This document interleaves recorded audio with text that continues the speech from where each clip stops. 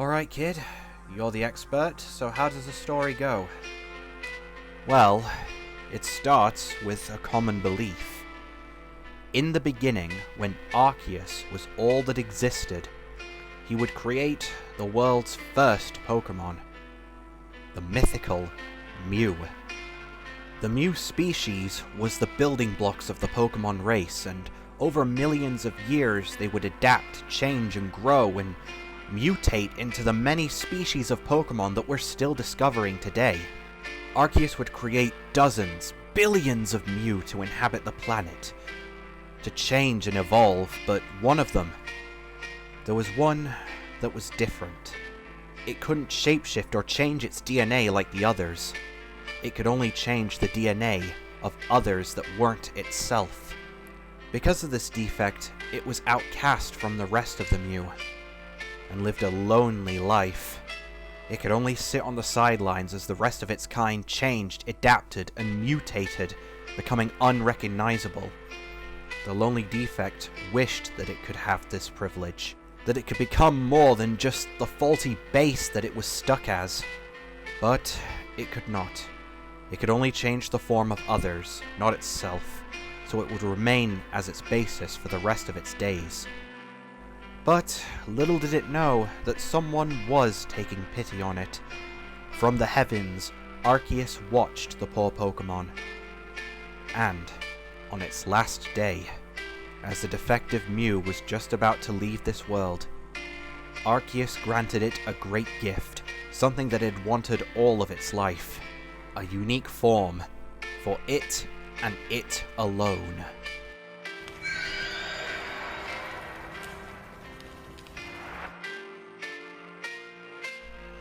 And so, the Mew had risen from the ashes, reborn as a glorious Phoenix Pokemon, a form unique to them and them alone.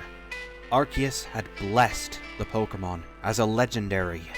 The once defective Mew had become Philosopher, the Pokemon god of DNA. It was said to have the ability to change the DNA of other Pokemon, allowing new species to be born. Its power to change and alter Pokemon DNA at will was extraordinary. It can even alter the DNA of humans. As the centuries flew by, many rumored sightings and stories would appear involving this legendary Pokemon. Are these stories true?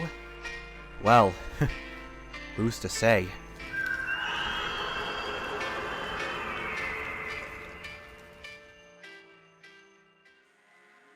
Who's to say? I think this proves that the Pokemon is very much real.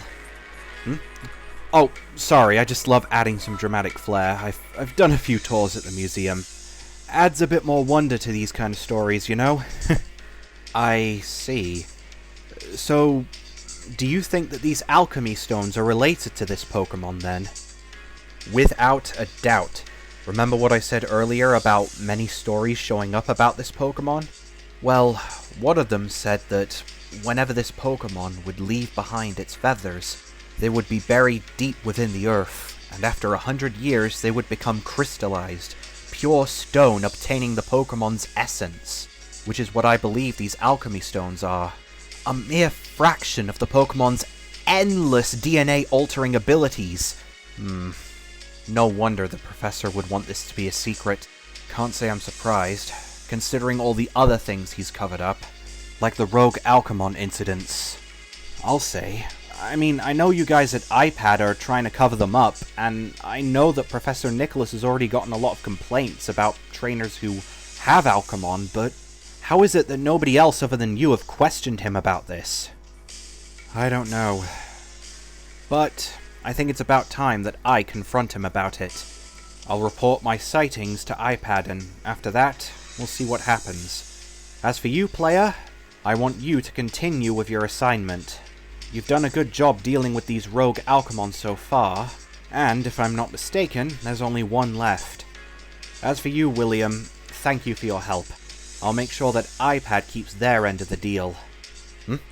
Oh, thank you, Sarah. The museum has been tanking lately, I appreciate it, but are you sure you're going to be okay? I'm worried about what Nicholas will do to you when you confront him. What's he gonna do, call the police on me? iPad owns the police, I'll be set free in hours. I'll be fine, kiddo, and if something happens to you, iPad'll make sure that you're okay too. Come on, player, we've got dates to attend.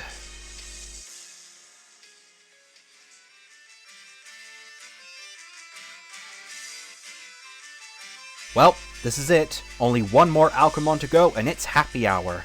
To get to its rumored location, however, we're going to have to cross the narrow bridges and dangerous terrain of Route 8.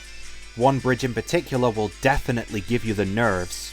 Not just because of the intense height, but also the many wild Pokemon that may ambush you while you're trying to cross it.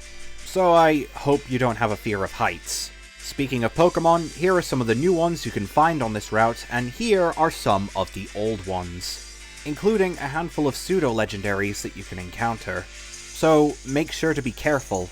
However, if you're daring enough to beat some of these wild Pokemon, you may find some of your own are getting ready to evolve. So, let's see who are the lucky ones today.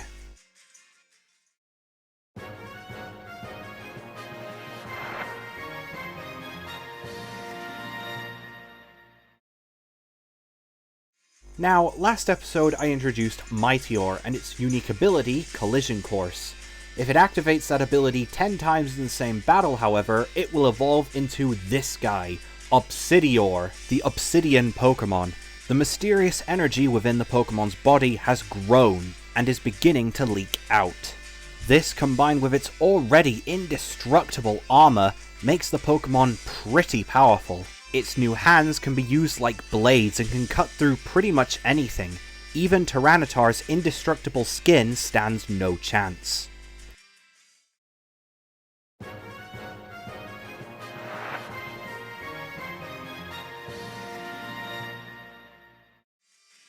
At level 32, your Subsail will evolve into Croconaut, the submerged Pokemon. They usually prefer to hunt their prey in the water than on dry land. Using the holes on their arms and on their back, they can fire out unstable bone particles as missiles. This can be used to stun their prey from a distance while they go in for the kill. Because of how hostile and territorial they can be, fishermen will often advise to stay away from these Pokemon.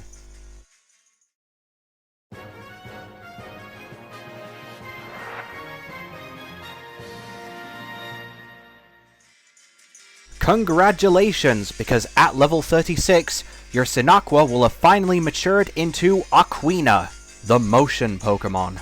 The creature has finally come out of its shell and is willing to share its talents with the world. Even in the art of battle, this Pokemon will move with such grace, catching the opponent off guard, only to shock them with its taser-like fins. This Pokemon gains the Electric type, and a signature move called Taser Dance. Though not the strongest move, it will give the Pokemon a free charge after its use. If you chose Nervish, I hope you're impressed with the final results, and don't forget to check out the other arcs if you want to find out what Bagrill and Butterpup evolve into. But for now, it's a good thing your Pokemon has evolved, because we're gonna need it considering where we're going.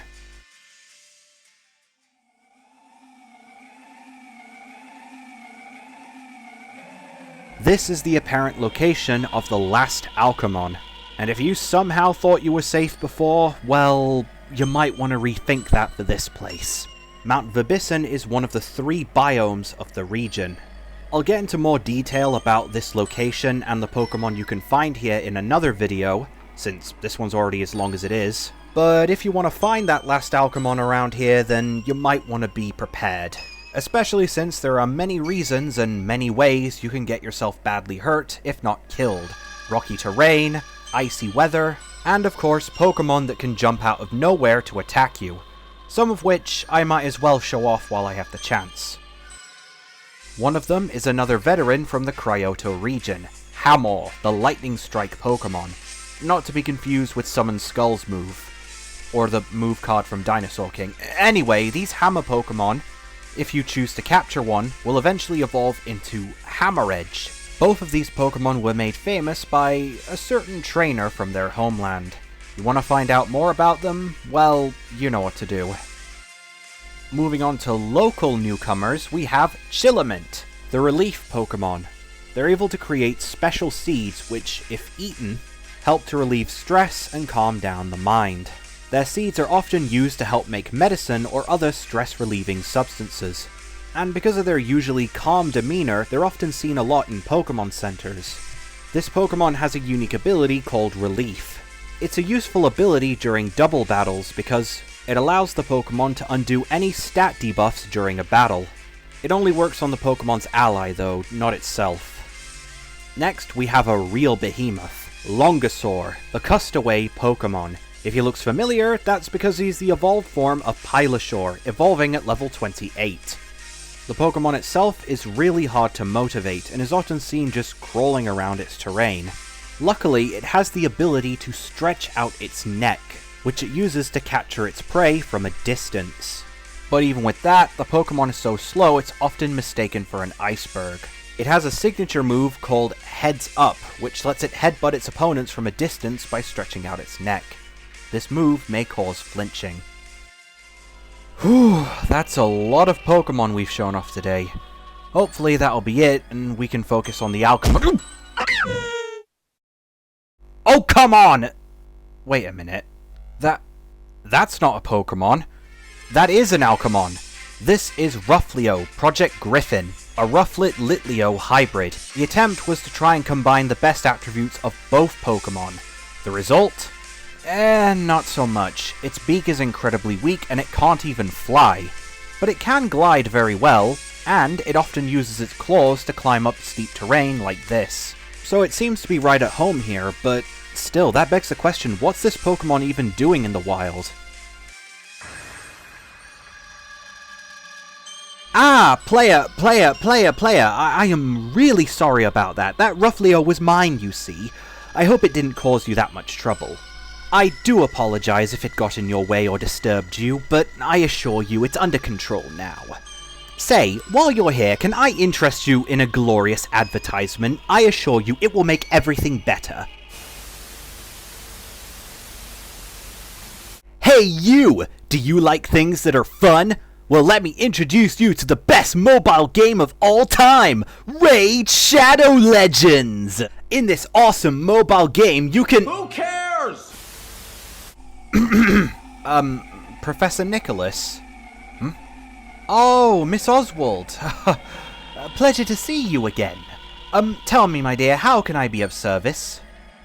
Well, I was wondering if I could have a conversation with you alone. Player, was it? Could you please give us some privacy? Thank you, young trainer. I've been seeing how you're doing in this contest. I hope to get the opportunity to interview you sometime. In fact, if you ever want to talk to me yourself, here's my phone number. Right, now that they're gone. About that Alchemon that I just saw. Oh, about that. Don't worry, my dear. That Ruffleo was mine. It just wandered off, out of my control. Nothing to worry about Professor, with all due respects, I know a rogue Pokemon, or in this case Alchemon, when I see one.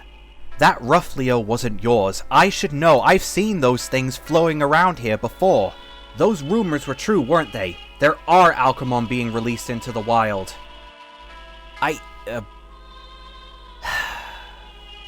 Alright, my dear, you got me. It appears that some trainers don't see the versatility in these revolutionary Pokemon. But fear not, we shall hunt down the trainers responsible for this and assure they never touch a single Pokemon again. As for these rogue Alchemon, well... At first I was a little concerned about them being in the wild, but considering these Ruffleo I found are actually flourishing here, maybe we should let them be. Let them be? Professor, with all due respects, do you have any idea what these Alchemon could do if they're in the wild? How they would infect the environment and the other Pokemon living here?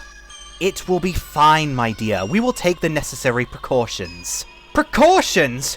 Oh, no! You should be applying those fail-safes that you said you would.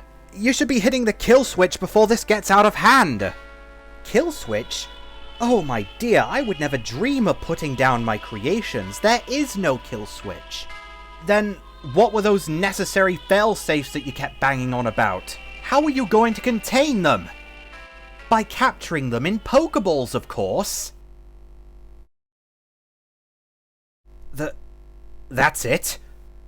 That's clearly not enough!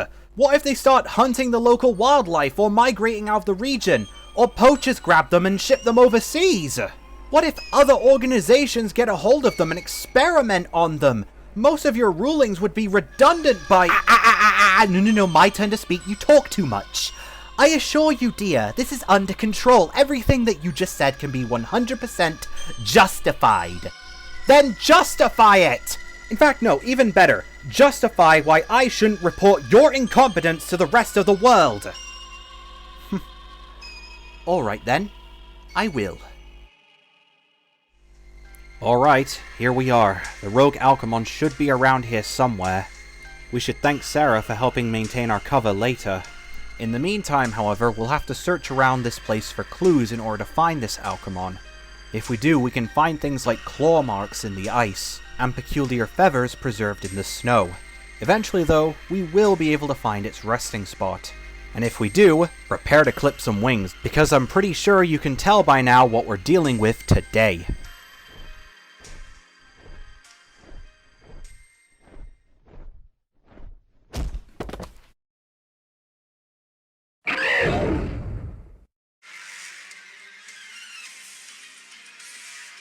Introducing Braveroar, Project Griffin. One of the few Alchemon that's actually pretty decent. Sure, it can't fly, and its beak is pretty weak compared to a Pyroar's bite, but it's still fairly strong. This Pokemon's claws are capable of ripping through solid steel, and despite not being able to fly, it puts its wings to good use.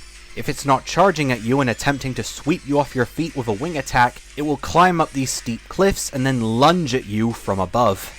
You can throw your Pokemon at it while it's climbing the cliffs and catch it off guard, but it will later cover itself with fire to protect itself, making it harder for you to get an opening. Seems pretty hard to deal with, but so long as you keep your distance, you should be fine. Just keep an eye on the Pokemon at all times and wait for the perfect opening to wield its health down. This Alchemon even has a signature move called Griffin's Press, which is kinda like Flying Press.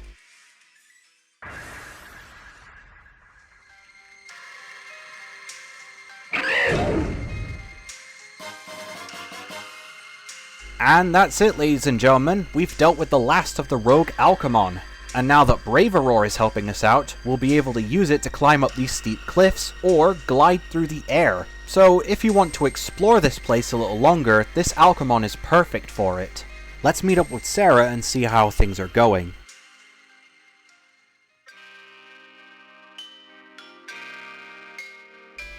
Playa? Oh, Playa, that's you! I thought it was. What are you doing here?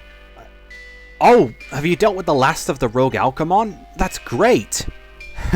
Sarah was right, you really do have a way with Pokemon.